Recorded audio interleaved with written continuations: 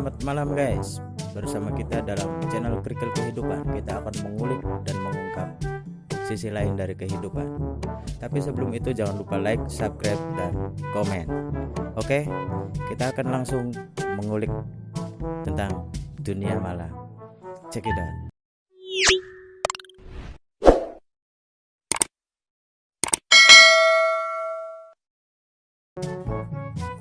Oke guys, sekarang kita sudah bersama-sama seseorang yang masih berada di dunia malam, dan kita akan mengulik sedikit kisah di balik layar kebahagiaan.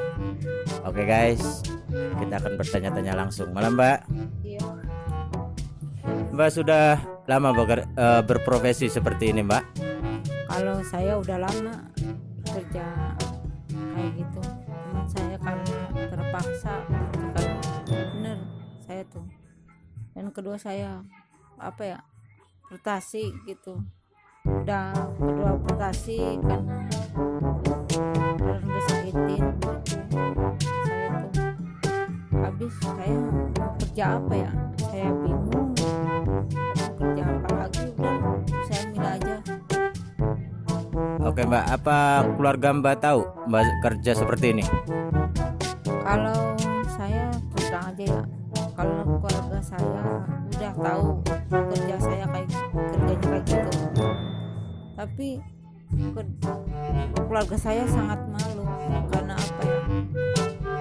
punya anak yang tadinya dibangga-banggain gitu, kenapa bisa kerja kayak gitu.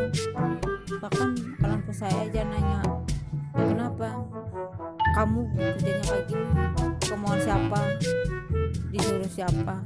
Saya udah bilang sama orang tua saya, sama ibu saya, sama adik saya kerja kayak gini nggak ada yang nyuruh, itu kemauan saya sendiri gitu. Saya udah bilang sama orang tua saya. Apa Mbak punya suami Mbak? Kalau saya ya saja punya suami, tapi sama dia itu gimana ya, statusnya dia dicerai, enggak cuma status digantung gitu, yang enggak dinafkahin, dia enggak dinafkahin lahir dan batin. Kata orang Jawa namanya nambang dawa ya Mbak ya? Iya gitu. Sedangkan kalau saya pengen punya suami itu yang benar-benar tanggung jawab sama saya, nafkahin saya lahir dan batin. Tapi ternyata saya pengen enggak kesampaian juga lah. Terus apa Mbak punya anak Mbak? Saya punya anak satu, cuma saya titipin aja terus sama bapaknya. Habis saya ya mau kerja apa gitu, jadi saya titipin ini sama bapaknya. Tolong saya bilang sama bapaknya itu, ya anak saya titip anak saya ini dididik bener-bener dari segala bidang agamanya, itu jangan sampai ngalami kayak saya gitu. Oke Mbak, saya mau sedikit bertanya, apa ada gitu tamu yang sampai nggak bayar gitu? Kalau saya pernah ya ada tamu itu yang gak bener gitu, gak bayar sama saya sangat kecewa gitu. Ternyata kan janjinya kan gini, di luar begini ya, ternyata di dalam ya kayak gitu. Saya kan bilang sama dia, Mas gimana perjanjiannya segitu kok nyampe di kamar begini gitu. Jadi kan saya tuh malu gitu ya, malu sama teman-teman juga, malu sama yang lainnya juga.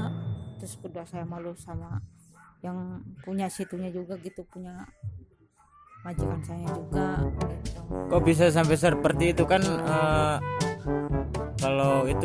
Kalau sebelum masuk kamar mungkin udah ada perjanjian terlebih dahulu gitu Mbak? Iya, sebelumnya udah kayak gitu. Ternyata dia bilang gini, katanya saya aja pengen masuk sama kamu, ya boleh masuk sama saya, tapi ada perjanjian dulu Mas. Dia aja perjanjiannya berapa aja bayarnya. Kalau saya paling minimal tuh bayarnya tuh mas 100 150. Kalau nginep paling minimal 300, itu nggak lebih 300 itu segitu. Kalau saya pasarannya targetnya tuh segitu kalau saya tuh. Apa Mbak pernah berpikir gitu pengen bekerja halal yang ibaratnya mencari rizki yang halal dan mendapatkan rizki yang lebih dari itu Mbak? Kalau saya gimana ya, kalau nyari kerja yang halal atau kerjanya yang kira-kira manfaat dan kerjanya itu barokah, kalau bagi saya pengen. Tapi kayaknya nyari kerjaan zaman sekarang ini kan susah. Kalau terusnya keduanya lagi, saya pengen kerja kayak gitu lagi, pengen terjun lagi. Kedua kan apalagi kerja karena ekonomi gitu, banyak ya kekurangannya kan, namanya orang kehidupan kan gimana sih, banyak kebutuhannya gitu. Saya tuh kemungkinan pengen kerja kayak gitu lagi gitu. Seandainya nih Mbak, seandainya ada laki-laki yang ingin menikahi Mbak, itu apa Mbak mau gitu diajak bener-bener ke jalan yang bener gitu? Kalau saya ada laki-laki supamanya ngangkat derajat saya, ya jangan sampai kerja kayak gitu lagi. Kalau saya gimana ya, belum kepikiran loh kalau untuk berumah tangga, karena kedua saya udah terus terang aja udah frustasi, keduanya frustasinya disakitin gitu, disakitin dan disakitin terus. Jadi maaf nih Mbak, jadi Mbak tuh seolah-olah trauma gitu untuk hidup menjalani rumah tangga lagi gitu. Iya, saya trauma banget loh mas, trauma. Pengen saya juga berkeluarga, pengen kepikiran saya pengen berkeluarga lagi, pengen nikah lagi, tapi saya pengen cari seorang sosok lelaki yang bener-bener sayang sama saya, tanggung jawab sama saya, nafkahin saya lahir dan batin gitu. Kalau saya, tapi ya kalau disakitin dan disakitin terus, jadi saya tuh mungkin kepikirannya gimana ya, trauma. Insya Allah Mbak dapetin laki-laki yang baik, insya Allah, entah di mana ataupun kapan. Terus apa pesan Mbak buat yang belum terjun ke dunia seperti Mbak ataupun yang sudah Mbak, silahkan. Kalau saya bilang sama teman-teman saya itu, saya minta tolong sama kamu ya yang pada ngumpul sini deket-deket sama saya, tolong jangan sampai terjun mengalami kayak saya. Saya doain supaya kamu dapat kerjaan yang kira-kira halal atau manfaat barokah, jangan sampai ngalami saya kerja ke tempat lembah hitam gitu. Terus yang sudah seperti Mbak, seperti apa? Ya saya pesan kayak gitu sama teman saya, dan jangan sampai ngalami kayak saya kerja kayak gitu. Terus kalau yang belum gimana ya mas? Kalau yang belum terjun seperti Mbak, ya kayak anak-anak cewek-cewek zaman sekarang kan ya banyak yang nakal-nakal gitu. Jadi gimana pesan Mbak buat cewek-cewek yang suka keluyuran malam atau gimana gitu?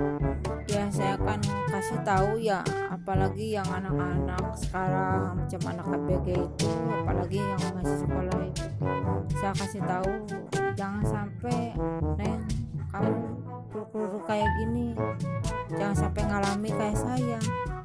Tapi sebaliknya itu gimana ya, yang dikasih taunya saya kan ngelurusinnya benar, tolong jangan kamu sampai ngalami kayak saya, tapi dianya tetap enggak sih, itu bukan urusannya kamu, itu urusan saya, kata dia gitu.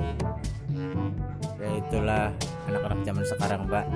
Terima kasih bincang-bincangnya Mbak. Iya sama-sama. Semoga Mbak bisa menemukan seseorang yang Iya. apa yang Mbak inginkan. Selamat malam Mbak. Ya. Oke guys, tadi sedikit bincang-bincang dengan seseorang yang masih ada di dunia malam. Jangan lupa ya guys, tekan like, subscribe, dan jangan lupa komen dan loncengnya. Siapa yang ingin hidup selalu berada di dunia malam, semuanya ingin benar. Cuman ada suatu hal yang tidak bisa dipungkiri, yaitu ekonomi dan tekanan kebutuhan. Terima kasih, tonton terus. Wassalam.